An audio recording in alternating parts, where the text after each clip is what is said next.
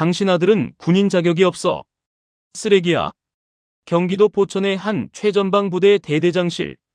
퀴퀴한 곰팡이 냄새와 싸구려 방향제 향이 뒤섞인 이곳에서 날 선 폭언이 공기를 갈랐다.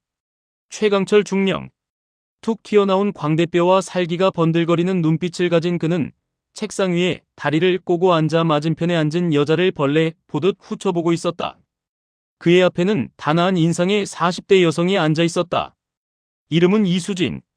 화장기 없는 얼굴에 수수한 옷차림이었지만 꼿꼿하게 펴진 등과 흔들림 없는 눈동자는 그녀가 평범한 가정주부가 아님을 짐작게 했다. 하지만 최중령의 눈에는 그저 촌스러운 아줌마로만 보일 뿐이었다. 지금 뭐라고 하셨습니까? 수진이 낮게 가라앉은 목소리로 물었다. 귀 먹었어? 당신 아들 박민재 일병 말이야. 행동도 굼뜨고 눈빛도 흐리멍덩한 게 딱 고문관감이라고. 내가 이 부대 대대장으로서 말하는데 그런 놈은 군대에 있으면 안 돼. 내 부대 물만 흐린다고. 최중령은 혀를 차며 담배를 입에 물었다. 금연구역인 대대장실 안은 순식간에 매캐한 연기로 가득 찼다.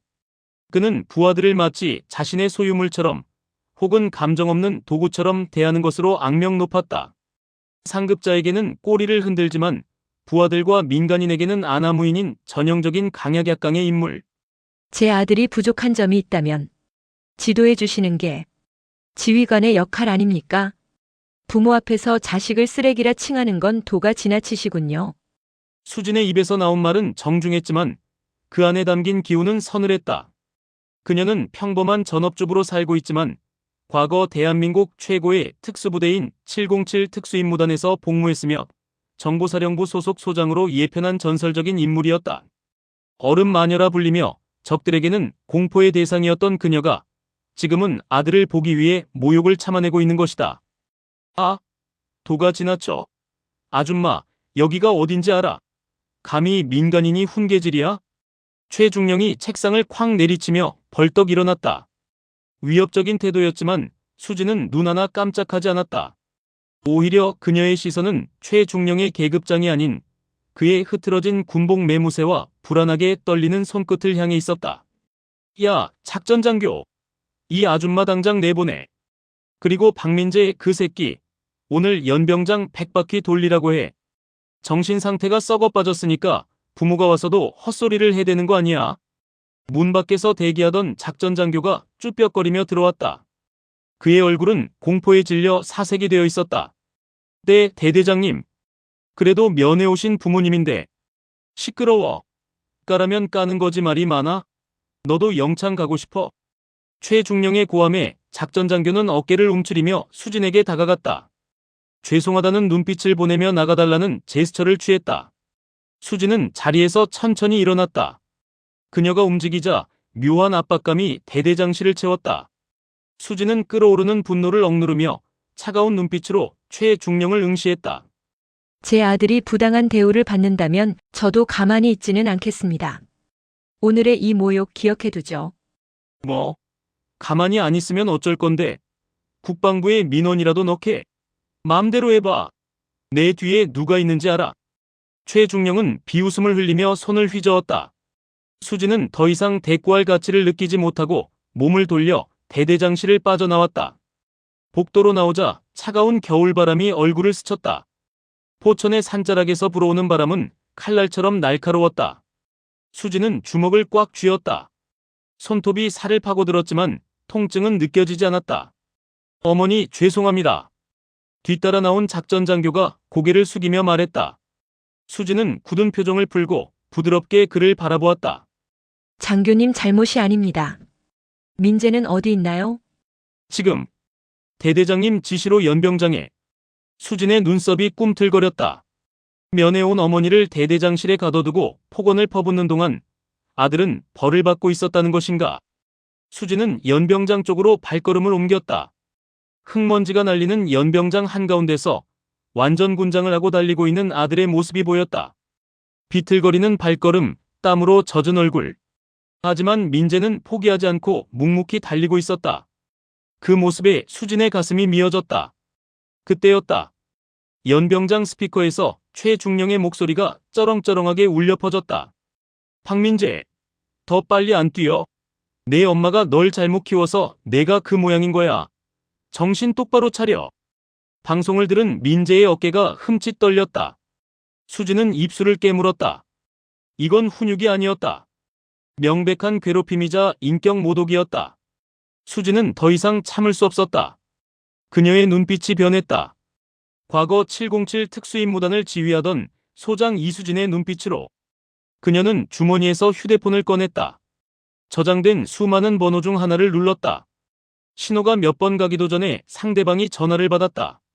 충성, 사령관님, 아니 이수진 선배님, 웬일이십니까? 수화기 너머로 들려오는 목소리는 현재 육군본부 인사사령부에 근무 중인 후배였다. 김 장군 나다. 지금 포천 영사단 영연대 영대대 상황 좀 파악해봐. 대대장이란 자가 아주 흥미롭더군. 수진의 목소리는 더없이 차분했지만 그 안에 담긴 살기는 수화기를 넘어 상대방을 얼어붙게 만들기에 충분했다. 무슨 일 있으셨습니까? 혹시 민재군 부대입니까? 그래, 내가 지금부터 이 부대의 군기를 좀 잡아야겠어.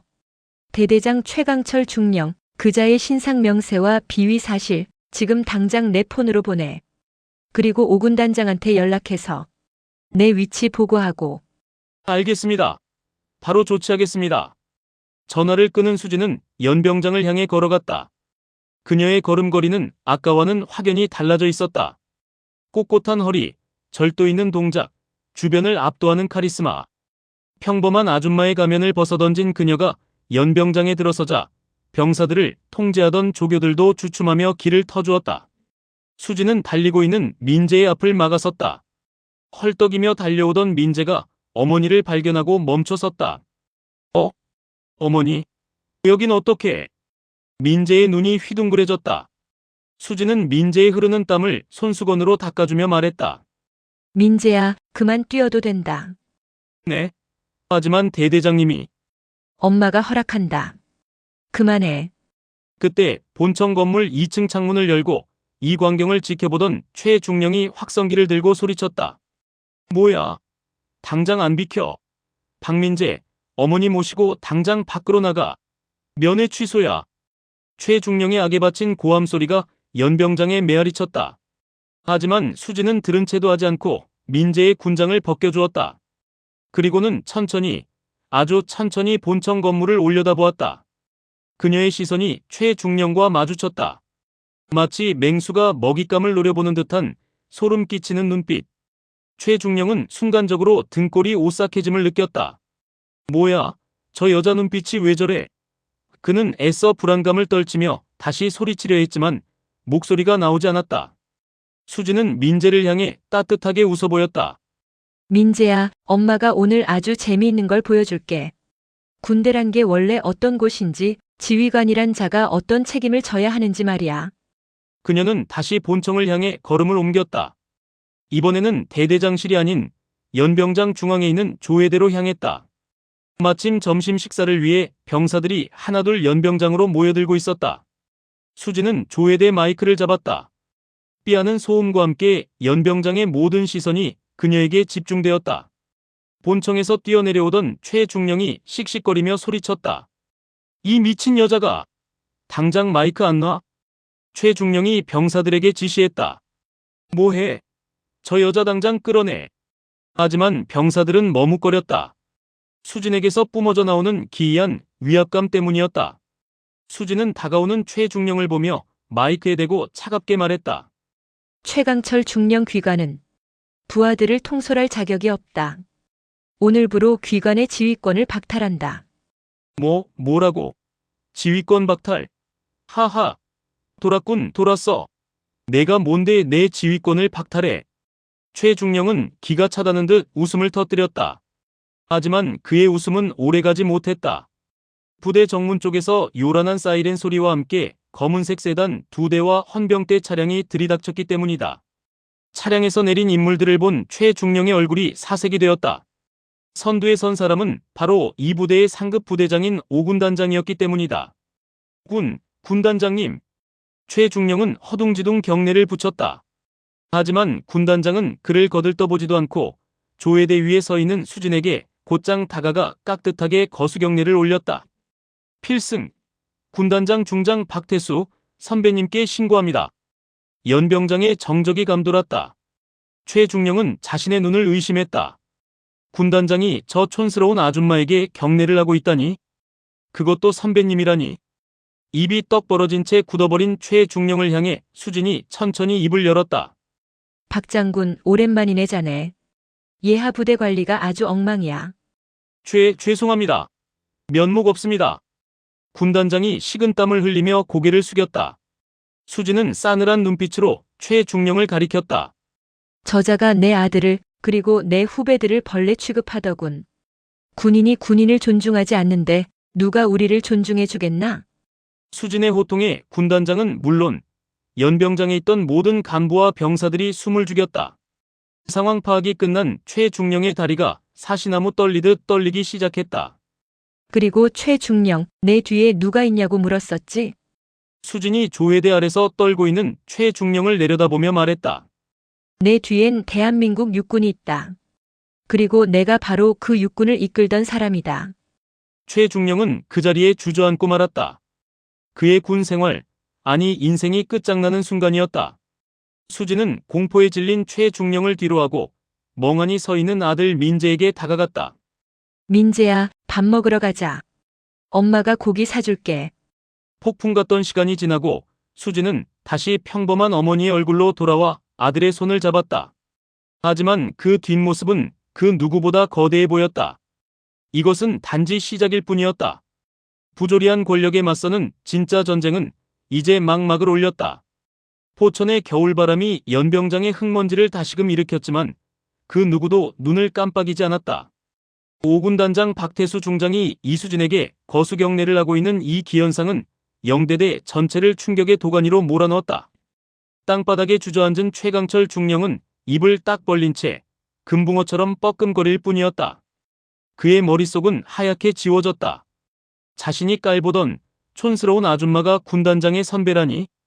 그것도 707 특수임무단 출신의 소장이라니? 박 장군 쉬게. 수진이 짧게 말했다. 그제야 박태수 군단장은 경례를 풀고 차렷 자세로 섰다. 그의 이마에는 식은땀이 송골송골 맺혀 있었다. 그는 이수진이 현역 시절 얼마나 지독하고 완벽주의적인 지휘관이었는지 뼈저리게 알고 있었다. 어른 마녀가 자신의 관할 부대에 떴다는 건 그 자체로 비상사태였다. 선배님 미리 연락이라도 주셨으면 제가 직접 모시러 갔을 겁니다. 이런 누추한 곳에서 됐네. 내 아들 보러 온 길이야. 그런데 와서 보니 부대 꼴이 아주 가관이더군 자네.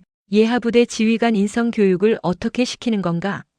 수진의 질책에 박 군단장은 고개를 깊이 숙였다.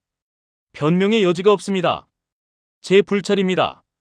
수진은 시선을 돌려 바닥에 주저앉은 최중령을 내려다보았다. 그는 이제 사시나무 떨듯 떨고 있었다.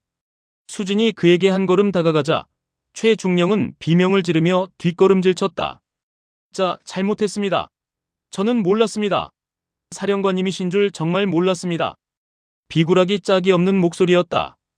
방금 전까지 부모를 욕보이고 병사들을 벌레 취급하던 위세는 온데간데 없었다. 몰랐으면 그래도 된다는 건가? 상대가 힘없는 민간인이면 짓밟고 힘 있는 사람이면 기어야 한다는 게 자네의 군인 정신인가? 수진의 목소리는 낮았지만 연병장 구석구석까지 명료하게 들렸다. 자네는 오늘 군인으로서의 명예뿐만 아니라 인간으로서의 존엄도 잃었어.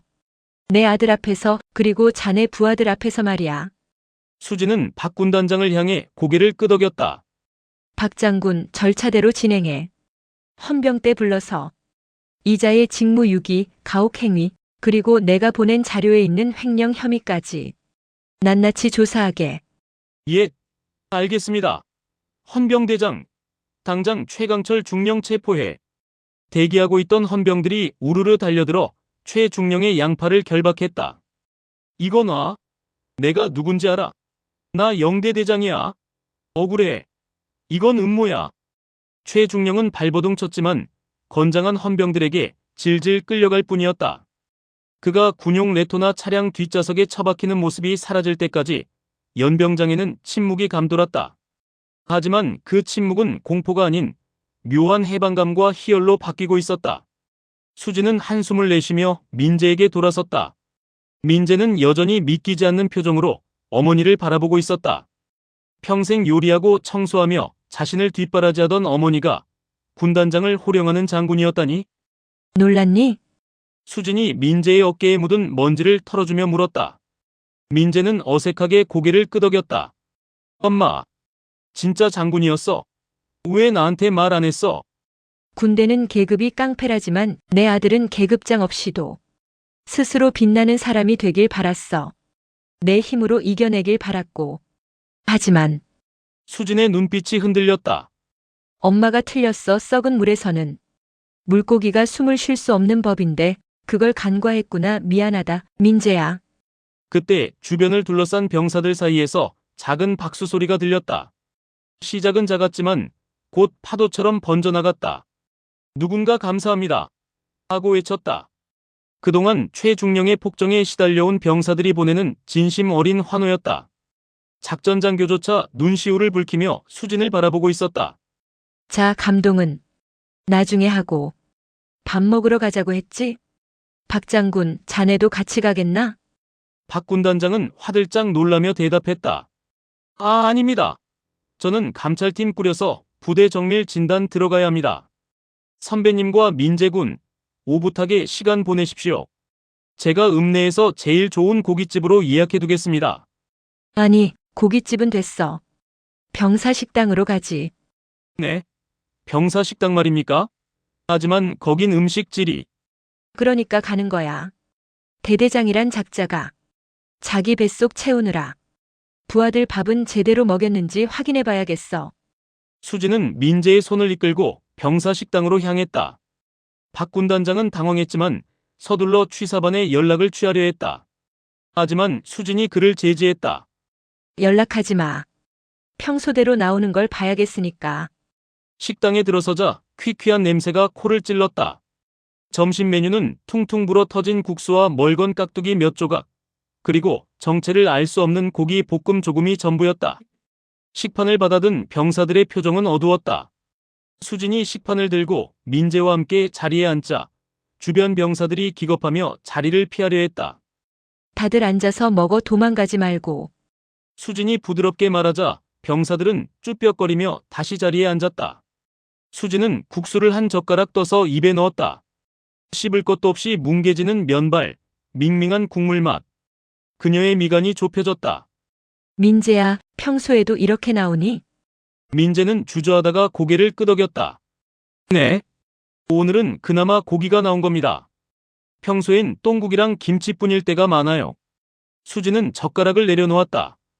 분노가 다시금 치밀어 올랐다. 혈기왕성한 20대 청년들을 데려다가 나라 지키라고 해놓고 이런 쓰레기 같은 밥을 먹이다니. 박 장군. 뒤따라 들어와 서있던 박 군단장이 차렷 자세를 취했다. 이 부대 부식비 장부 지난 3년치 가져와. 그리고 취사관이랑 급양관. 당장 내 앞으로 오라고 해.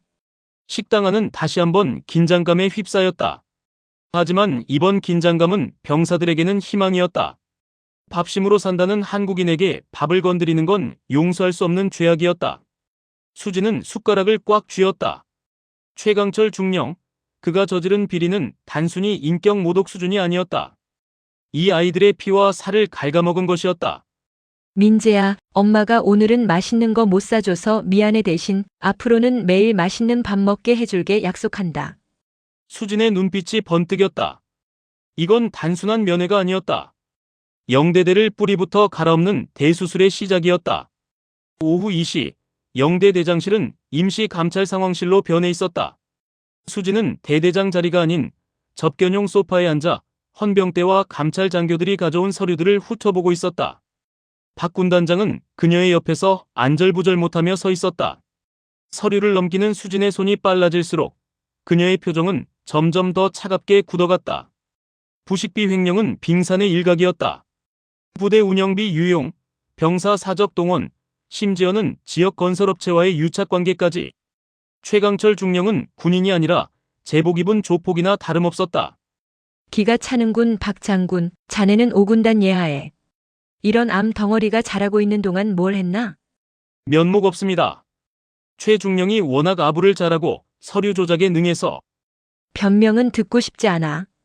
당장 전 부대원 대상으로 설문조사 실시의 익명성 철저히 보장하고 사소한 피해 사실 하나라도 빠짐없이 적어내라고 해. 그때 감찰 장교 한 명이 급하게 들어왔다. 사령관님, 아니 선배님, 문제가 생겼습니다. 뭐지? 최중령의 최측근이었던 행보관이 병사들을 협박하고 다닌다는 제보입니다. 설문조사에 헛소리 적으면 가만 안 두겠다고. 수진의 눈썹이 꿈틀했다. 아직도 상황 파악을 못하는 작자들이 남아있었다. 그 행보관 어디 있지? 지금 삼중대 생활관 쪽에 있다고 합니다. 수진은 자리에서 벌떡 일어났다. 가자. 수진이 삼중대 생활관 복도에 들어서자 안쪽에서 고함 소리가 들려왔다. 아, 너희들 대대장님 영원히 안 돌아오실 것 같지? 줄 잘 써라. 괜히 종이에 이상한 거 끄적였다가 나중에 군생활 꼬이지 말고. 알았어? 배가 불룩하게 나온 중년의 상사가 병사들을 모아놓고 으름장을 놓고 있었다. 병사들은 고개를 숙인 채 겁에 질려 있었다. 그들 사이에는 민재도 있었다. 민재는 주먹을 꽉 쥐고 부들부들 떨고 있었다. 박민재, 너 특히 조심해. 내 엄마가 백 좀 쓴다고 뭐라도 된 것 같지? 너 전역할 때까지 내 밑에. 내 밑에서 뭐? 서늘한 목소리가 행보관의 말을 잘랐다. 행보관이 뒤를 돌아보았다. 수진이 헌병들을 대동하고 서 있었다. 행보관의 눈이 튀어나올 듯 커졌다. 누구십니까? 여긴 민간인이 들어오면. 헌병, 체포의 혐의는 증거 인멸 시도 및 협박. 수진의 말이 떨어지기 무섭게 헌병들이 들이닥쳤다. 아니, 이건 뭐하는 짓이야? 나 행보관이야. 상사 김철수라고. 김 상사는 고래고래 소리를 질렀지만 헌병들은 가차없이 그를 제압했다. 수진은 김 상사 앞으로 다가가 그를 내려다보았다. 김 상사, 자네는 군인이 아니라 양아치군 병사들을 지키라고 쥐어준 권력으로 병사들을 협박해? 자네도 옷 벗을 준비해. 김 상사가 끌려나가자 생활관에는 정적이 흘렀다. 하지만 아까와는 다른 공기였다. 병사들의 눈빛에 생기가 돌기 시작했다.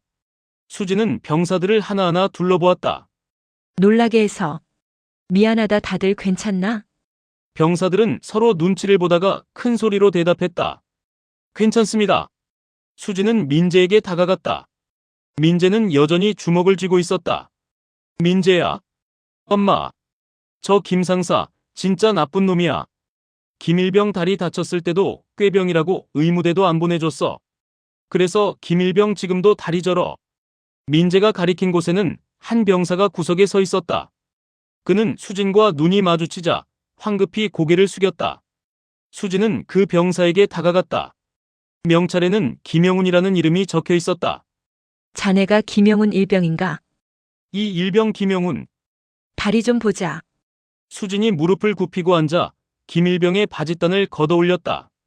발목이 퉁퉁 부어 있었고 색깔도 검푸르게 변해 있었다. 제때 치료받지 못해 만성이 된 것 같았다. 수진의 가슴 한구석이 찌릿하게 아려왔다. 자식 같은 아이들이 이런 취급을 받고 있었다니? 왜 신고하지 않았나? 김일병은 울먹이며 말했다. 신고하면 선임들한테 패 끼친다고. 그리고 행보관님이 집에 전화해서 부모님 걱정시키지 말라고. 바보 같은 녀석. 수진은 김일병의 어깨를 토닥였다. 아프면 아프다고. 소리 질러야지 참는 게. 군인 정신이 아니야. 끝까지 살아서 임무를 완수하는 게 군인이지. 수진은 일어서서 뒤따라온 군의관을 불렀다. 군의관, 이 환자 당장 수도병원으로 후송해. 정밀 검사하고 완치될 때까지 최고 수준으로 치료받게 해. 비용은 국방부가 되겠지만 만약 안 되면 내 사비로라도 낼 테니까. 알겠습니다. 군의관이 김일병을 부축해 나갔다. 김일병은 나가면서 수진을 향해 깊이 고개를 숙였다. 눈물이 바닥으로 뚝뚝 떨어졌다. 그 모습을 지켜보던 다른 병사들도 하나둘씩 훌쩍이기 시작했다. 그동안 억눌러왔던 서름이 터져나온 것이었다. 수진은 생활관 한가운데 섰다. 너희들에게 약속한다. 오늘부터 이 부대는 바뀔 것이다. 부당한 명령에 복종하지 마라. 너희는 대한민국 육군이지 누군가의 노예가 아니다. 너희 뒤엔 내가 있고 법이 있다 알겠나? 알겠습니다. 병사들의 함성 소리가 생활관을 뒤흔들었다. 그 소리는 대대 건물 전체로 퍼져나갔다. 갇혀있던 울분이 희망의 외침으로 바뀌는 순간이었다. 민재는 어머니의 뒷모습을 바라보며 가슴이 벅차오름을 느꼈다. 집에서는 잔소리꾼 엄마였지만 지금 이 순간 그녀는 세상에서 가장 든든한 영웅이었다. 민재는 슬그머니 엄마의 옆으로 다가가 손을 잡았다. 수진이 흠칫하며 민재를 바라보았다. 민재는 쑥스러운 듯 웃으며 작게 속삭였다. 엄마, 짱 멋있다. 수진은 피식 웃음을 터뜨렸다. 이제야 좀 아들 같네. 상황이 정리되자 수진은 다시 밖으로 나왔다. 해가 뉘엿뉘엿 지고 있었다. 포천의 하늘이 붉게 물들었다. 하지만 아직 끝난 게 아니었다. 최중령과 김상사, 그리고 그들에게 동조했던 간부들까지 모조리 솎아내야 했다. 그때 수진의 휴대전화가 울렸다. 발신자는 국방부 장관이었다. 일이 커질 대로 커진 모양이었다. 수진은 심호흡을 한번 하고 통화 버튼을 눌렀다. 충성 이수진입니다. 이 장군, 도대체 포천에서 무슨 일을 벌이고 있는 건가? 청와대 민원실까지 난리가 났어. 장관의 목소리는 당황한 기색이 역력했다. 청소 좀 하고 있습니다. 장관님 아주 오랫동안 묵은 때가 있어서요. 빡빡 닦아내야 할 것 같습니다. 수진은 붉은 노을을 바라보며 단호하게 말했다. 저 오늘 집에 못 갑니다. 여기서 끝장을 보기 전까지는요. 전화기 너머로 장관의 한숨소리가 들렸다. 하지만 수진은 알고 있었다. 장관도 내심 그녀의 칼춤을 반기고 있다는 것을. 군 내부의 썩은 환부를 도려낼 누군가가 필요했기 때문이다. 그리고 그 역할은 물러날 곳 없는 예비역 장군인 그녀에게 딱 맞는 임무였다. 어둠이 깔리기 시작한 연병장에 가로등이 하나둘 켜졌다. 수진은 굳게 닫힌 위병소를 바라보았다. 내일 아침이 밝으면 이 부대는 완전히 다른 곳으로 다시 태어날 것이다. 그녀는 아들 민재를 위해서, 그리고 제2, 제3의 민재를 위해서 이 싸움을 멈출 생각이 없었다. 이것은 어머니의 이름으로 치르는 가장 거룩한 전쟁이었다. 밤이 깊어지자 포천의 산자락은 거대한 짐승의 아가리처럼 부대를 집어삼킬 듯 캄캄해졌다.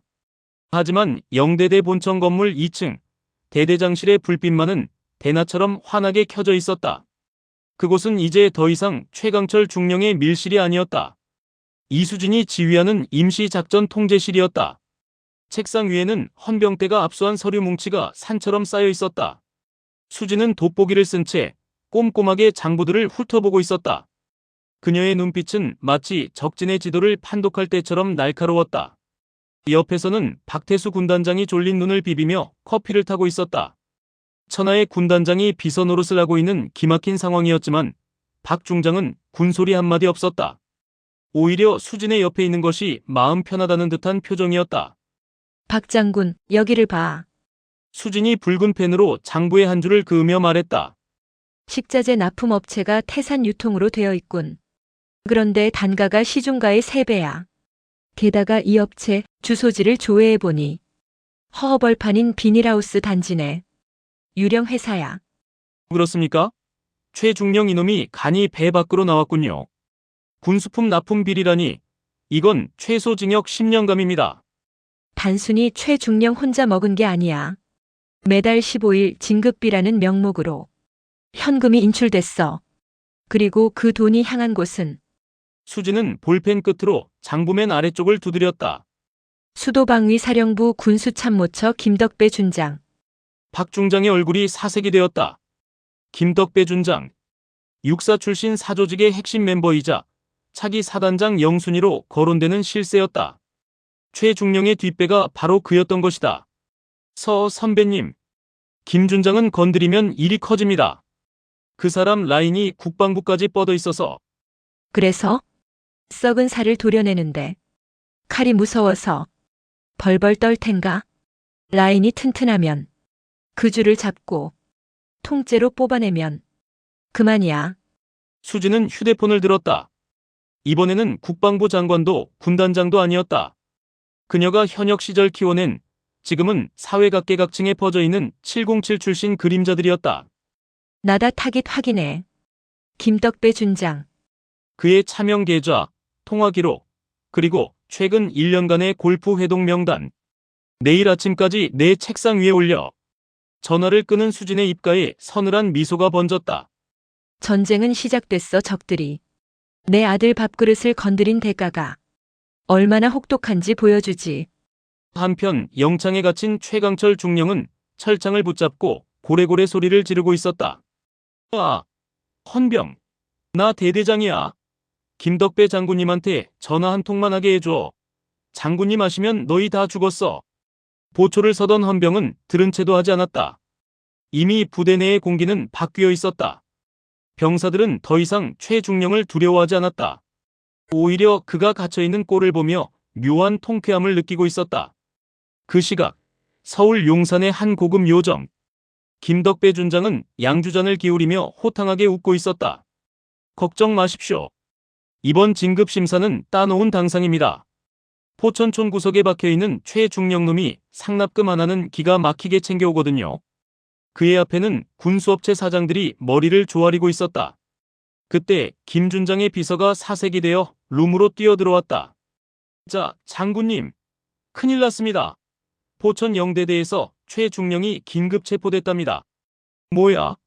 어떤 놈이 감히 내 새끼를 건드려? 군단장 박태수 그놈이 돌았나? 그게 아닙니다. 민간인이 개입했답니다. 예비역 소장 이수진. 전 707 여단장 출신이랍니다. 김 준장의 손에서 술잔이 미끄러져 바닥에 산산조각 났다. 이수진. 그 이름을 모르는 군인은 없었다. 현역 시절 훈련 중에 부상을 당하고도 작전을 완수하고 나서야 기절했다는 전설적인 독종. 김 준장의 얼굴이 흙빛으로 변했다. 이 이수진 선배가 왜 거기에? 당장 차 대기시켜. 포천으로 간다. 다시 포천 영대대. 새벽 3시가 넘어가고 있었다. 수진은 잠시 눈을 붙이는 대신 상황실을 나와 병사들의 생활관 복도를 걸었다. 고요한 복도에는 병사들의 새근거리는 숨소리만 들려왔다. 수진은 불침번을 서고 있는 병사들 앞에 멈춰 섰다. 병사들이 깜짝 놀라 경례를 하려 하자 수진은 검지를 입술에 대며 제지했다. 쉬 애들 깬다 경례는 생략해. 이 이병 최민수. 근무 중 이상 무. 병사가 작게 속삭였다. 수진은 병사의 어깨를 만져보았다. 얇은 깔깔이 하나만 걸친 어깨가 차가웠다. 춥지 않나? 난방이 제대로 안 되는 것 같은데. 괜찮습니다. 군인은 추위를 이겨내야 합니다. 쓸데없는 소리 춥고 배고픈 건 정신력으로 이기는 게 아니라 보급으로 해결하는 거야. 수진은 행정반으로 들어가 당직 사관을 불렀다. 당장 창고 개방해서 핫팩이랑 방안 외투 있는 대로 다 꺼내. 그리고 취사반 깨워서 따뜻한 어묵 국물이라도 좀 끓이라고 해. 근무 서는 애들 얼어 죽겠다. 하지만 창고 개방은 대대장 승인이. 지금 대대장이 누구지? 당직 사관은 멍하니 있다가 정신을 차렸다. 지금 이 부대의 실질적 지배자는 눈앞의 이수진이었다. 알겠습니다. 바로 조치하겠습니다. 잠시 후 근무를 서던 병사들의 손에는 뜨끈한 어묵 국물이 담긴 종이컵과 핫팩이 들려 있었다. 병사들의 눈이 휘둥그레졌다. 군 생활 중 이런 오사는 처음이었다. 수진은 창밖으로 쏟아지는 별을 바라보며 중얼거렸다. 내 새끼들이 이렇게 떨고 있었는데 윗놈들은 따뜻한 술판을 버리고 있었겠지. 용서 못해. 그때 부대 정문 쪽에서 요란한 경적 소리가 들려왔다. 김덕배 준장의 차량이었다. 위병소 바리케이드가 내려져 있었지만 김 준장의 운전병은 막무가내로 밀고 들어오려 했다. 비켜. 군수참모처장님 차량이다. 문 열어. 위병소 근무자들은 당황해서 우왕좌왕했다. 그때 무전기에서 수진의 차가운 목소리가 흘러나왔다. 위병소 들어라. 신원 미상의 차량이 강제 진입을 시도하면 발포해도 좋다. 내가 책임진다. 네? 발포 말입니까? 여기는 군사보호구역이다. 사전 허가 없는 야간 침입자는 적이다. 공포탄 한 발 쏘고 그래도 안 멈추면 타이어를 쏴라. 근무자들은 침을 꿀꺽 삼켰다. 하지만 수진의 목소리에는 거부할 수 없는 힘이 있었다. 사수는 K2 소총의 조정관을 단발로 놓고 하늘을 향해 방아쇠를 당겼다. 탕! 고요한 새벽 공기를 가르는 총성. 김준장의 차량이 끼익 소리를 내며 급정거했다. 뒷좌석에서 김준장이 씩씩거리며 내렸다.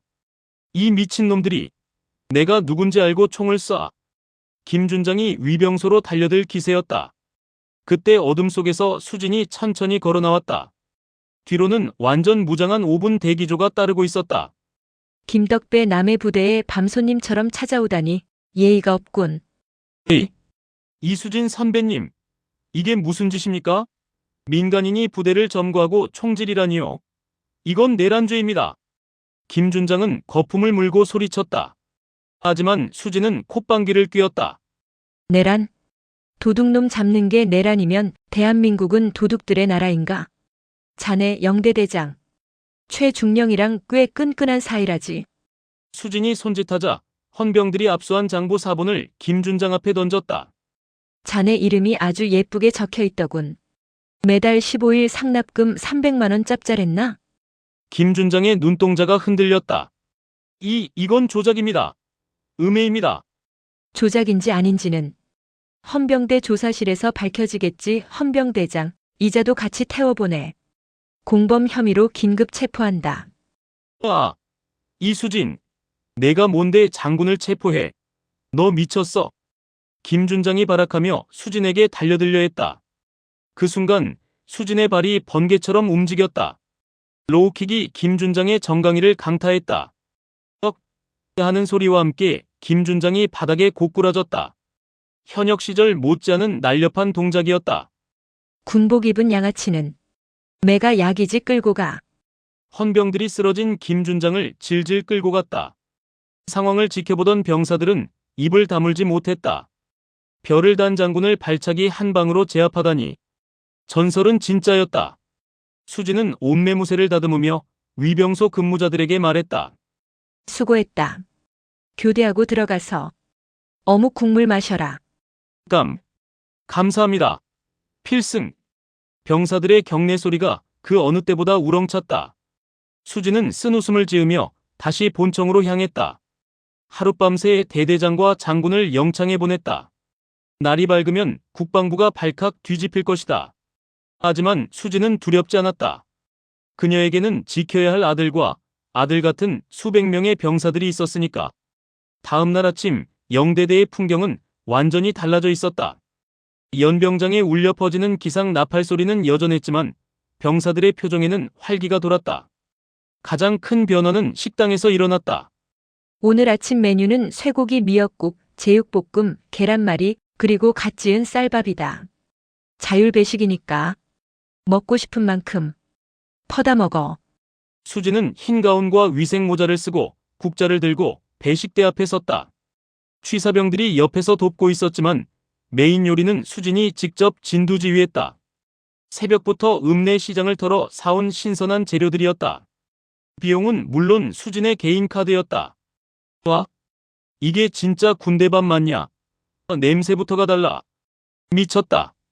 식판을 들고 줄을 선 병사들의 눈이 반짝였다.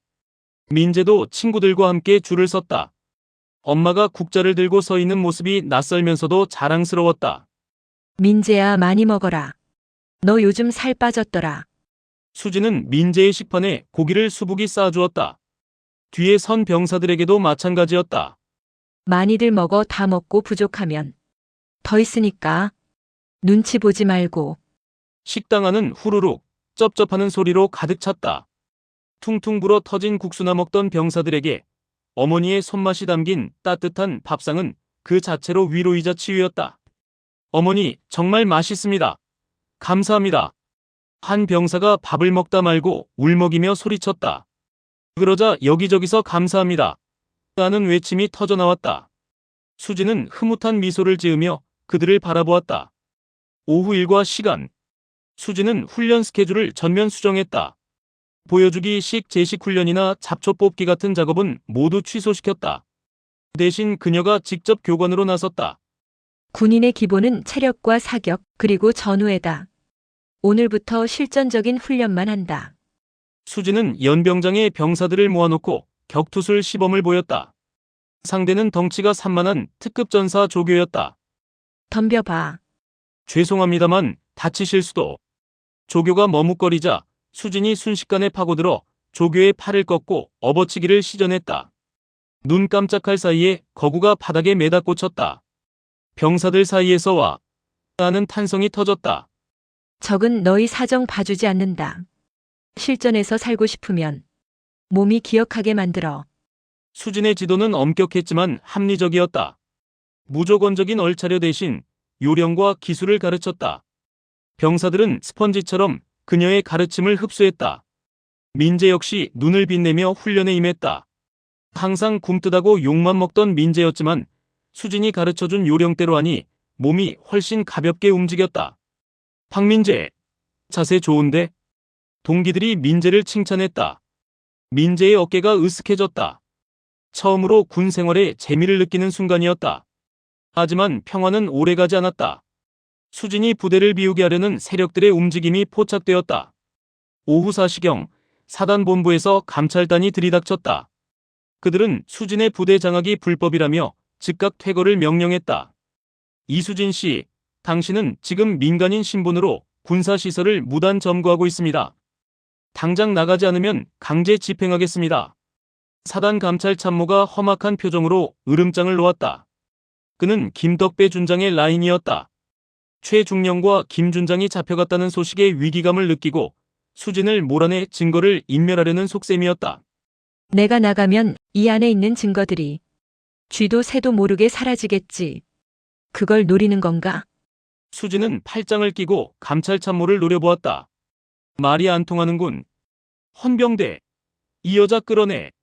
사단 헌병들이 수진을 향해 다가왔다. 그때였다.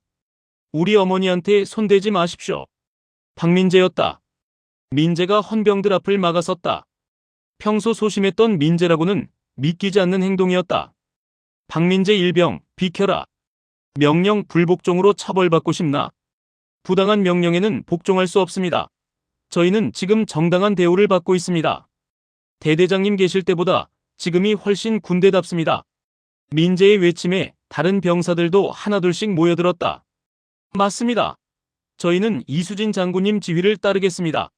물러가십시오. 부대 망친 건 너희들 아닙니까? 수백 명의 병사들이 스크럼을 짜고 사단 헌병들과 대치했다. 감찰 참모는 당황했다. 병사들이 이렇게 조직적으로 반항할 줄은 몰랐던 것이다. 수진은 가슴이 뭉클해졌다. 나약하게만 보였던 아들이, 그리고 억눌려 있던 병사들이 스스로 목소리를 내고 있었다. 다들 그만. 수진이 조용히 말했다. 병사들이 길을 터주었다. 수진은 감찰 참모 앞으로 걸어나갔다. 자네들 병사들 보기에 부끄럽지도 않나? 아이들은 알고 있어. 누가 진짜 군인이고 누가 사기꾼인지. 시끄러워. 법대로 해, 법대로. 감찰 참모가 소리쳤다. 그때 수진의 휴대폰이 울렸다.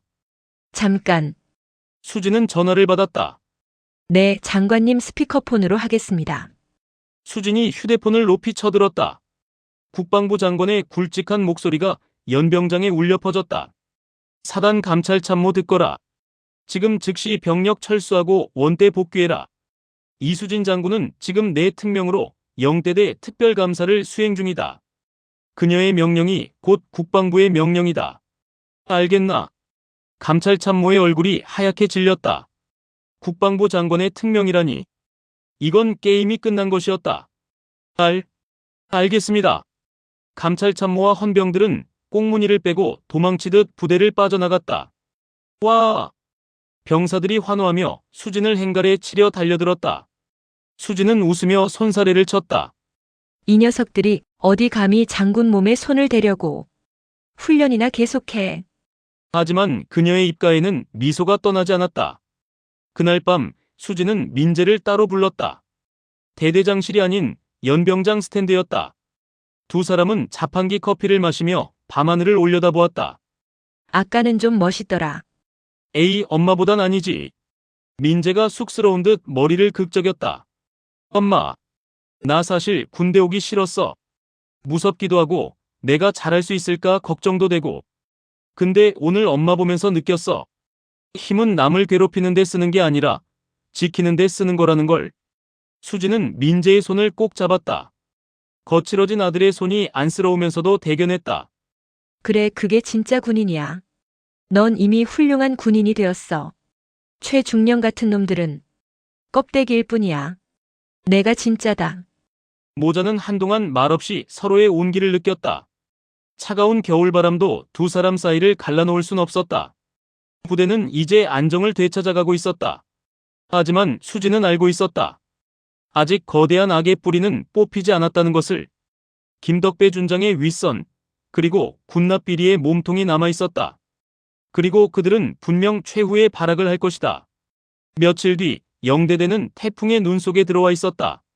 겉으로는 평화로워 보였지만 물밑에서는 거대한 소용돌이가 치고 있었다. 수진이 파헤친 비리 장부는 국방부를 넘어 청와대까지 보고되었고 대대적인 군 비리 수사가 시작되었다. 똥줄이 탄 것은 군납 카르텔과 연루된 고위 장성들이었다. 이들은 최후의 수단으로 여론전을 택했다. 언론의 민간인 여성이 군부대를 불법 점거하고 군 기강을 문란케 하고 있다는 식의 가짜 뉴스를 퍼뜨리기 시작한 것이다. 인터넷에는 수진을 마녀 사냥하는 댓글들이 달리기 시작했다. 아줌마가 군대를 망친다. 아들 백 써서 황제 복무시킨다는 식의 악의적인 루머였다. 어머니, 이거 보십시오. 기사가 아주 개판입니다. 박태수 군단장이 태블릿 PC를 보여주며 분통을 터뜨렸다. 기사 댓글에는 입에 담지 못할 욕설들이 가득했다. 예상했던. 봐야 쥐새끼들이 구석에 몰리니 찍찍거리는 거지. 수지는 담담했다. 그녀는 평생을 국가를 위해 헌신했지만 그림자처럼 살아왔기에 명예욕 같은 건 없었다. 하지만 민재와 병사들이 상처받는 건 참을 수 없었다. 박 장군, 기자회견 준비해. 내가 직접 나선다. 네? 기자회견이라니요? 위험합니다. 기자들이 벌떼처럼 달려들 텐데. 정면 돌파야 숨어서. 모략질하는 nom들에게 햇볕을 쬐어줘야지. 다음 날 영대대 연병장에는 수십 명의 기자들이 모여들었다. 카메라 플래시가 쉴 새 없이 터졌다. 단상에 오른 수지는 정복 대신 깔끔한 정장 차림이었다. 하지만 그녀의 눈빛은 그 어떤 장군보다도 강렬했다.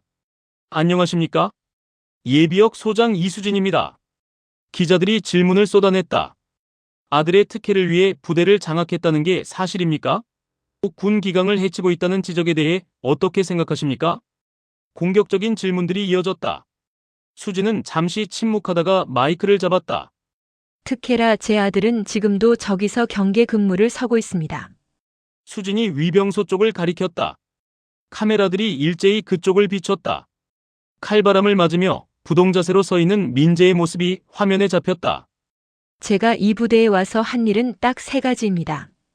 병사들에게 썩지 않은 밥을 먹인 것, 부당한 구타와 폭언을 없앤 것, 그리고 병사들의 피를 빨아먹던 거머리들을 잡아낸 것. 이것이 특혜라면 저는 기꺼이 특혜를 베풀겠습니다. 수지는 준비해온 서류를 들어보였다. 이것은 지난 3년간 영대대에서 횡령된 예산 내역입니다. 병사들이 먹어야 할 고기가, 입어야 할 옷이 누군가의 유흥비와 골프 접대비로 쓰였습니다. 이 자리에 계신 기자분들, 그리고 국민 여러분의 아들들이 이런 대우를 받고 있는데 침묵하는 것이 군 기강입니까? 장내가 술렁거렸다. 수진이 공개한 내역은 충격적이었다. 구체적인 날짜와 금액, 사용처까지 적나라하게 적혀 있었다. 저를 욕하는 건 상관없습니다. 하지만 제 부하들, 그리고 신성한 국방의 의무를 다하고 있는 이 청년들을 모욕하지 마십시오. 그들은 피해자이자 이 나라의 영웅들입니다. 수진의 호소력 짙은 목소리는 생중계를 통해 전국으로 퍼져나갔다. 인터넷 여론은 순식간에 반전되었다. 가수진, 참군인, 저런 분이 국방장관 해야 한다는 응원 댓글이 폭주했다. 가짜 뉴스를 퍼뜨리던 세력은 역풍을 맞았다. 기자회견이 끝나갈 무렵 검은색 세단 한 대가 연병장으로 들어왔다. 차에서 내린 사람은 육군 참모총장이었다. 별이 4개, 대장이 직접 행차한 것이다. 기자들은 숨을 죽였다. 참모총장이 수진을 체포하러 온 것일까? 아니면 격려하러 온 것일까? 총장은 굳은 표정으로 단상으로 걸어 올라갔다. 수진은 꼿꼿하게 서서 그를 맞이했다. 총장은 수진 앞에 서서 잠시 그녀를 바라보더니 거수경례를 붙였다. 선배님, 늦게 와서 죄송합니다. 육군을 대표해 사과드립니다. 참모총장의 사과. 그것은 이 싸움의 종지부였다. 총장은 마이크를 잡고 선언했다. 오늘부로 국방부는 영대대 사태와 관련된 모든 비리 관련자들을 지휘 고하를 막론하고 엄벌에 처할 것입니다. 또한 이수진 장군님의 뜻을 이어받아 전군의 급식 및 병영 생활 개선을 위한 특별위원회를 발족하겠습니다. 연병장에 있던 병사들이 환호성을 질렀다. 모자를 던지며 기뻐하는 병사들 사이에서 민재도 활짝 웃고 있었다. 그날 저녁 수진은 짐을 쌌다. 이제 그녀가 할 일은 끝났다. 부대는 정상화되었고 새로운 대대장이 부임할 것이다. 박태수 군단장이 아쉬운 표정으로 그녀를 배웅했다. 선배님, 정말 가시겠습니까? 장관님이 특별 고문직을 제안하셨는데. 됐어. 난 군복 벗은 지 오래야. 이제 내 자리로 돌아가야지. 밀린 빨래도 해야 하고 반찬도 만들어야 해. 수진은 민재를 불렀다. 민재야, 엄마 간다. 다치지 말고 아프지 말고. 저녁하는 날 보자. 민재는 눈물을 글썽이며 수진을 껴안았다. 엄마, 고마워. 사랑해. 그리고 존경해. 자식, 징그럽게. 수진은 민재의 등을 두드려주고는 차에 올랐다. 차가 멀어질 때까지 영대대 전 장병은 위병수 앞에 도열하여 그녀를 향해 경례를 올렸다. 충성. 안녕히 가십시오. 수진은 백미러로 멀어지는 부대를 바라보았다. 며칠간의 소동이 마치 꿈만 같았다. 하지만 그것은 꿈이 아니었다. 그녀가 뿌린 씨앗은 병사들의 가슴속에 남아 언젠가 더 큰 정의의 숲을 이룰 것이다. 차가 꼬불꼬불한 산길을 돌아나갈 때 수진은 창문을 열었다. 시원한 바람이 불어왔다. 겨울이 가고 봄이 오고 있었다. 대한민국의 모든 아들들에게도 따뜻한 봄이 오기를. 그녀는 조용히 눈을 감고 미소를 지었다. 이수진이 포천 영대대를 떠난 지 사흘째. 군 내부의 숙청 작업은 태풍처럼 휘몰아쳤다. 최강철 중령과 김덕배 준장은 비리 혐의로 구속되었고 그들의 라인에 있던 수십 명의 간부들이 줄줄이 옷을 벗었다. 국방부는 이수진 특별법이라 불리는 급식 및 병영 환경 개선안을 발표하며 대국민 사과를 했다. 영대대는 이제 전국에서 가장 모범적인 부대가 되어가고 있었다. 하지만 수진은 서울 성북동의 자택으로 돌아와 평범한 일상으로 복귀했다. 밀린 빨래를 하고 냉장고를 채우고 아들 민재가 좋아하는 갈비찜을 만들 재료를 다듬었다. 겉보기엔 그저 평온한 40대 주부였지만 그녀의 마음속에는 여전히 고요한 폭풍이 몰아치고 있었다. 선배님, 지금 서울에 계십니까? 수진의 전화로 박태수 군단장의 목소리가 들려왔다. 목소리에는 다급함이 섞여 있었다. 그래, 빨래 돌리고 있다.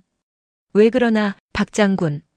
오늘 새벽 김덕배 준장이 유치장에서 심장마비로 사망했습니다. 부검 결과 사인은 급성 심근경색으로 나왔습니다만 수진은 갈비찜 양념을 젓던 손을 멈췄다. 급성 심근경색. 너무나 깔끔한 죽음이었다. 그녀는 헛웃음을 지었다. 심근경색이라. 그렇게 갑자기 죽을 만큼 심장이 약한 사람이 군수참모처장까지 올랐을까? 저도 이상합니다. 김 준장은 평소 건강관리에 철저했고 정기검진에서도 아무 이상이 없었습니다. 게다가 그가 죽기 직전 거물급 군납업체 선진기업회장 윤승필에게 협박성 전화를 걸었다는 기록이 포착되었습니다. 수진은 눈을 감았다. 윤승필. 그녀가 장부에서 발견했던 비리 카르텔의 최종 보스였다. 수십 년간 군수품 납품을 독점하며 막대한 부를 쌓았고 그 돈으로 군의 고위 장성들을 움직여온 인물. 윤승필이 입을 막았군. 수진의 목소리가 낮게 가라앉았다. 김덕배는 그저 꼬리에 불과했어. 몸통을 건드리지 않으면 제2, 제3의 최강철이 계속 나타날 거야. 박 장군, 자네는 손때 이 일은 더 이상 군 내부의 문제가 아니야. 하지만 선배님, 혼자서 그 거물들을 상대하시기엔 위험합니다. 윤승필 회장은 사설 경호팀만 수십 명입니다. 걱정 마, 나는 혼자가 아니야. 수진은 전화를 끊고 거실 벽에 걸린 가족 사진을 잠시 바라보았다. 행복했던 시간들. 이 평화를 지키기 위해서라면 그녀는 다시 지옥으로 걸어 들어갈 준비가 되어 있었다. 수지는 곧바로 컴퓨터를 켜고 오래된 암호를 입력했다. 화면에 뜬 것은 707 특수임무단 시절 그녀의 비밀 정보망 리스트였다. 팀 오로라.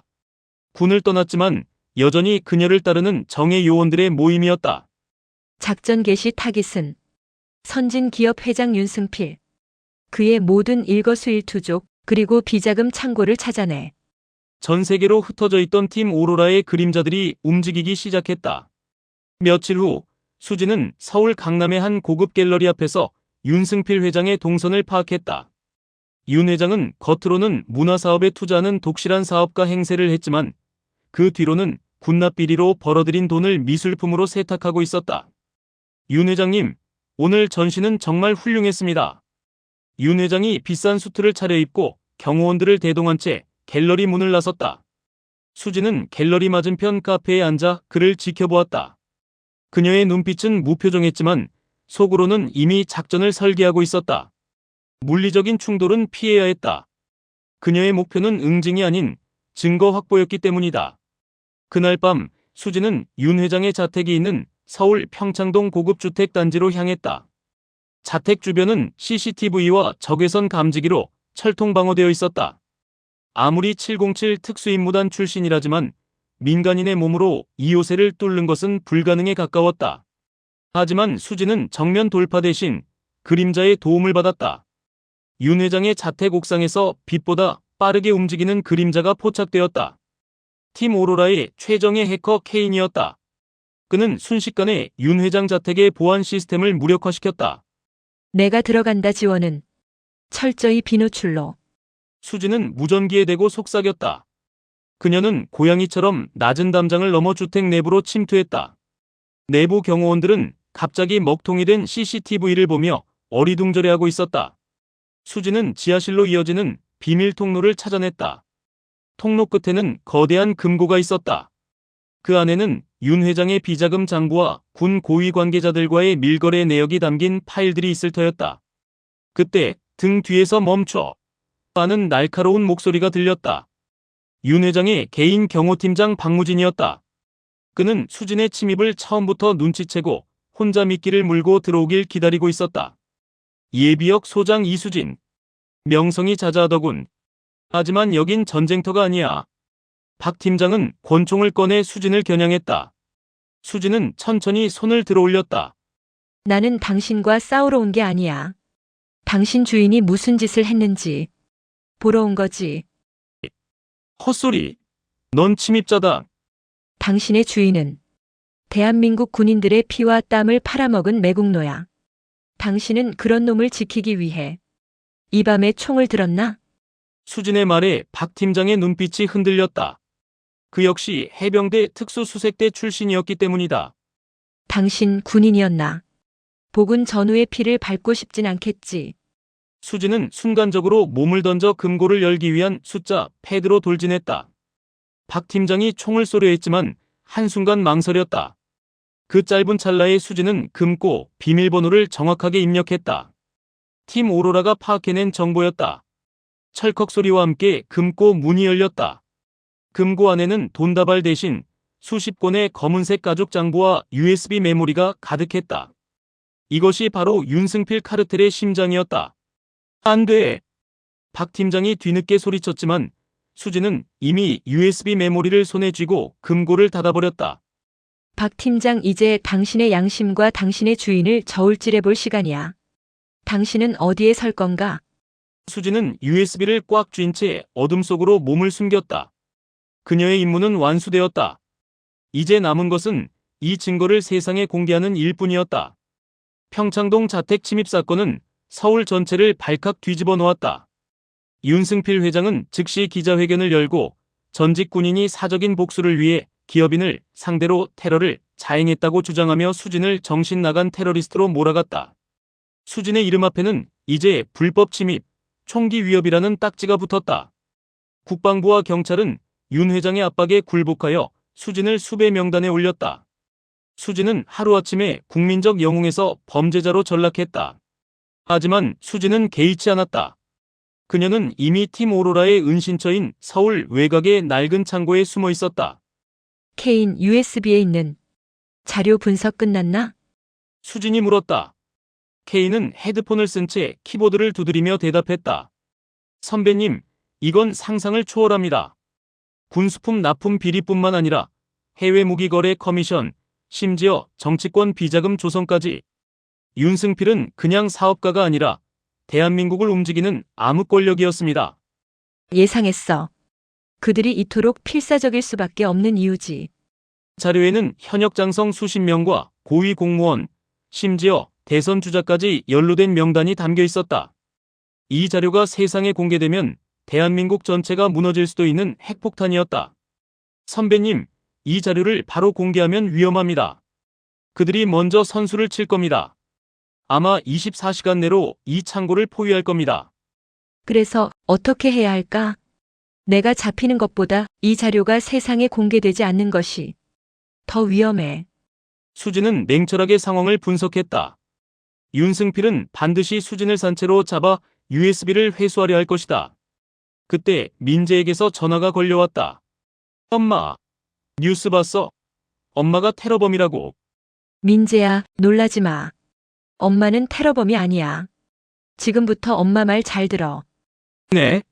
엄마는 지금 정의를 위한 마지막 싸움을 하고 있어. 내가 걱정하는 걸 알아 하지만 엄마는 괜찮아. 넌 내 자리에서 꿋꿋하게 있어. 그게 엄마를 돕는 거야. 엄마, 나도 돕고 싶어. 아니, 넌 돕는 게 아니라 엄마가 싸울 이유를 제공하는 거야. 건강하게 있어, 사랑한다. 수진은 전화를 끊고 눈을 감았다. 아들의 목소리를 듣자 심장이 조여드는 듯 했다. 그녀는 이제 마지막 선택을 해야 했다. 케인, 모든 자료를 암호화해서 국내 주요 언론사와 국제인권단체에 동시다발적으로 보낼 시간은 내일 새벽 5시. 알겠습니다. 하지만 그 전에 경찰 특공대가 들이닥치면 어쩌시려고요? 그 전에 내가 스스로 미끼가 될 거야. 수진은 은신처를 나섰다. 그녀는 홀로 서울시청 광장으로 향했다. 그곳은 대한민국 민주주의의 심장이자 가장 많은 사람들이 모이는 곳이었다. 밤 11시 시청 광장. 수진은 미리 준비해둔 확성기를 들고 광장 중앙에 섰다. 그녀의 주변에는 몇몇 야간 근무자와 노숙자들이 있을 뿐이었다. 윤승필 회장에게 경고한다. 수진의 목소리가 고요한 광장을 울렸다. 나는 지금 당신의 비리 장부가 담긴 USB를 가지고 있다. 이 자료는 내일 새벽 5시에 전 세계에 공개될 것이다. 수진은 확성기에 대고 윤승필에게 최후 통첩을 날렸다.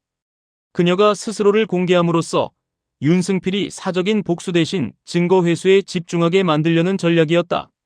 당신이 대한민국에 저지른 모든 죄를 지금이라도 자백하고 자수한다면 나는 공개를 보류할 것이다. 시간은 새벽 5시까지. 수진은 시청 앞 건물에 설치된 대형 LED 전광판을 바라보았다. 그녀의 모습이 생중계되는 대신 그녀의 경고만 녹음되어 송출되고 있었다. 예상대로 수진의 위치가 노출되자마자 경찰과 윤 회장의 사설 경호팀이 광장으로 들이닥쳤다. 경광등이 번쩍이고 사이렌 소리가 요란했다. 이수진, 당신은 포위됐다. 무기를 버리고 투항해. 경찰 특공대장이 확성기를 들고 소리쳤다. 수진은 피식 웃었다. 그녀의 손에는 무기 대신 USB가 들려 있었다.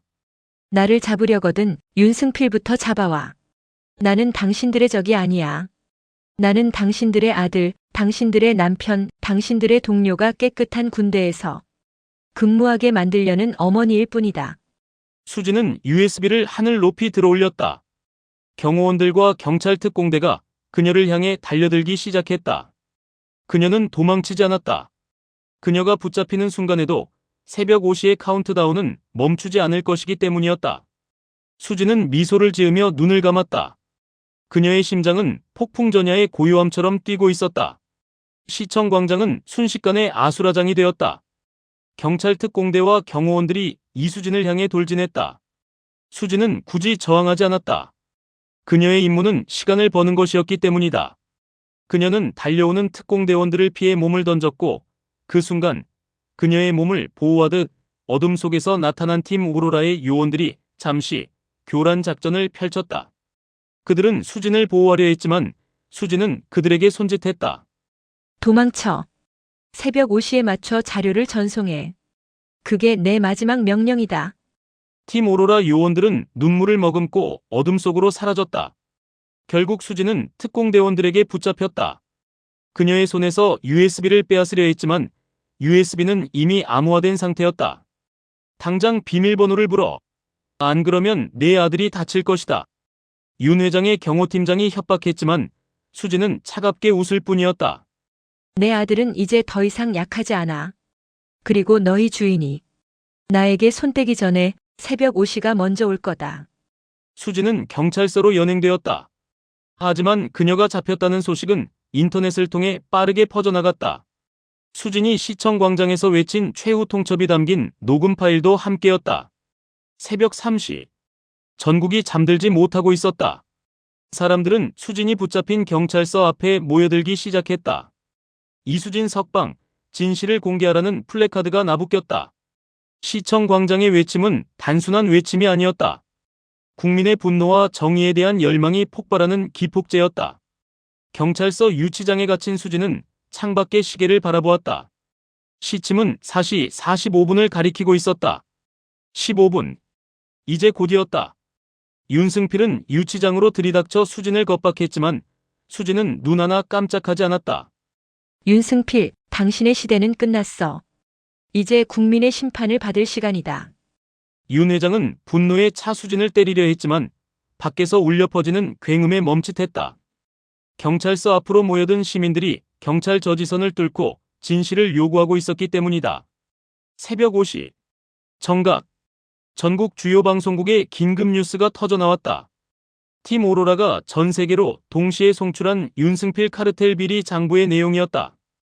윤 회장이 군 비리로 조성한 수조 원대의 비자금, 고위 장성 수십 명의 상납 명단, 심지어 민간인 불법 사찰 및 협박 내용까지 대한민국을 뒤흔드는 엄청난 폭로였다. 유치장 안에 윤승필은 무릎을 꿇고 주저앉았다. 그는 자신이 쌓아올린 탐욕의 성이 한 어머니의 정의로운 행동 앞에 무너지는 것을 보았다. 뉴스 보도가 나간 지 1시간 만에 윤승필 회장은 긴급 체포되었다.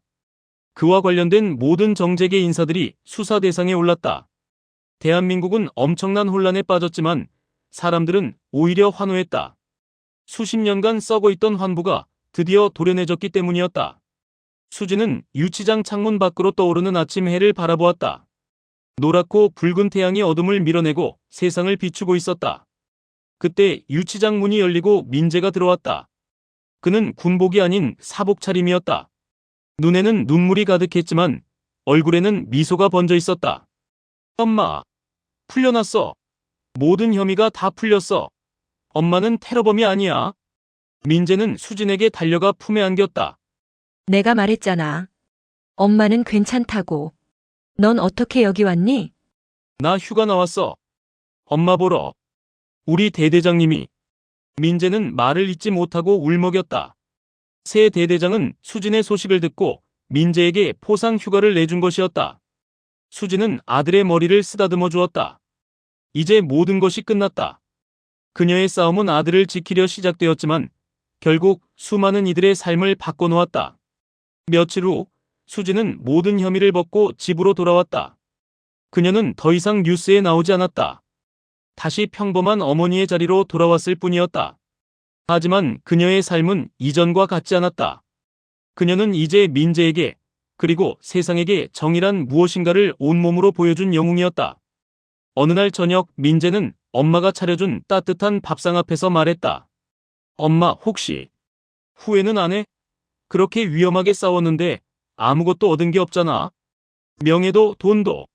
수진은 미소 지으며 따뜻한 밥 한 그릇을 민재 앞에 놓아주었다. 왜 없니? 가장 소중한 것을 얻었지. 가장 소중한 거. 권력이란 힘없는 자의 눈물을 닦아주는 데 써야 한다. 내 아들이 떳떳하게 군복을 입고 다른 집 아들이 배고프지 않게 되는 것. 그것이 엄마가 얻은 가장 큰 명예이고 가장 따뜻한 보상이야. 수진의 눈빛은 깊고 온화했다. 민재는 밥상 위에 김이 모락모락 나는 밥을 바라보았다. 그 밥 한 그릇에는 수많은 희생과 용기가 담겨 있었다.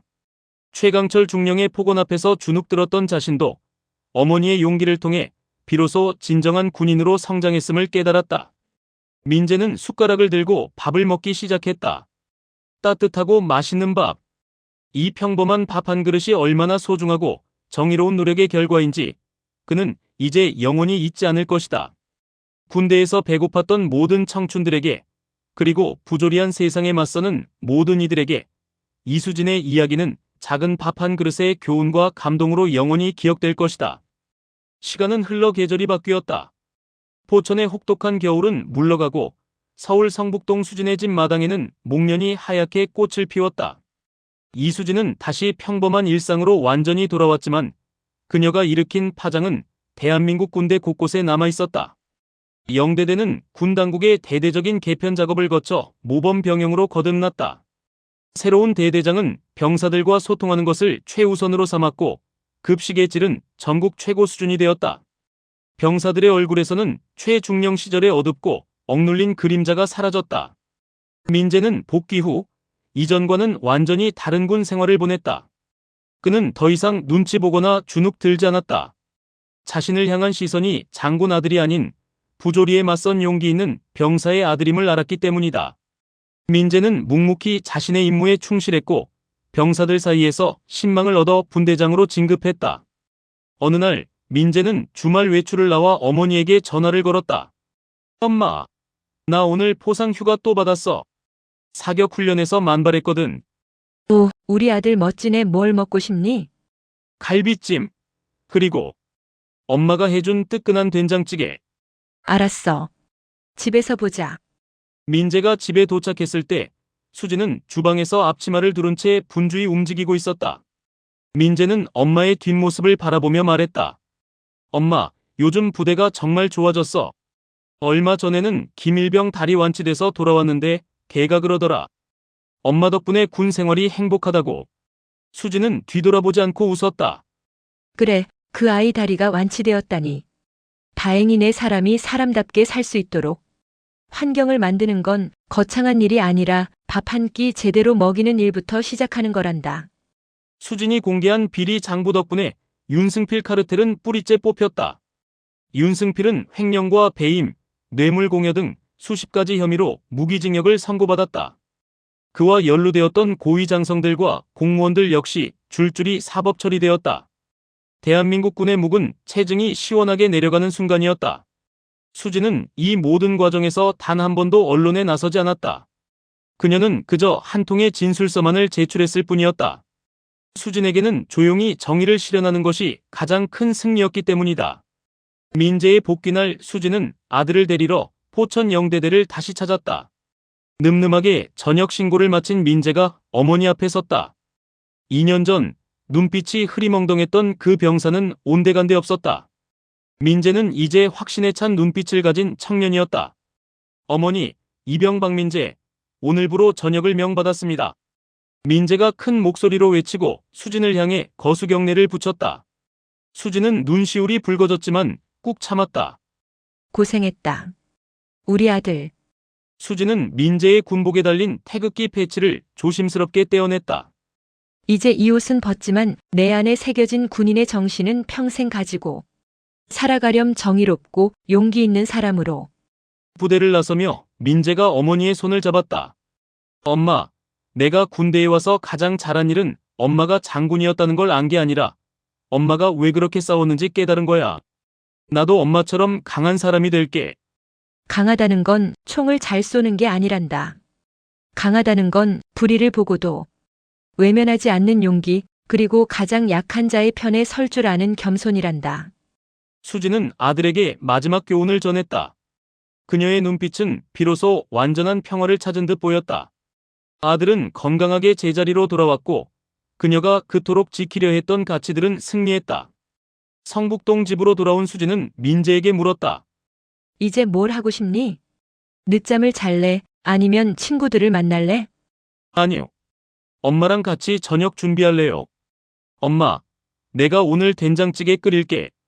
수지는 환하게 웃으며 고개를 끄덕였다. 아들과 함께 끓이는 된장찌개. 그 평범하고 따뜻한 일상이 수진이 그 모든 고난을 이겨내고 지키려 했던 궁극적인 목표였다. 거실 테이블 위에는 수진이 군수참모처장 시절 받은 감사패와 훈장들이 조용히 놓여 있었다. 하지만 그녀에게 가장 빛나는 훈장은 눈앞에서 활짝 웃으며 된장찌개를 끓이는 아들의 행복한 얼굴이었다. 권력과 부패에 맞섰던 이수진의 이야기는 가장 강한 힘은 복종을 요구하는 권력이 아니라 사랑과 정의를 지키려는 어머니의 용기에서 나온다는 깊은 교훈을 남긴다. 그녀의 전쟁은 나 하나 편하자고 침묵하면 내 자식 세대가 고통받는다는 준엄한 사실을 일깨워 주었다. 어머니가 아들을 위해 밥그릇에 정의를 되찾아 주었듯 진정한 감동은 거창한 희생이 아닌 우리가 매일 마주하는 작은 부조리에 맞서는 작은 용기에서 피어난다는 것을 보여주며 이야기는 마무리된다.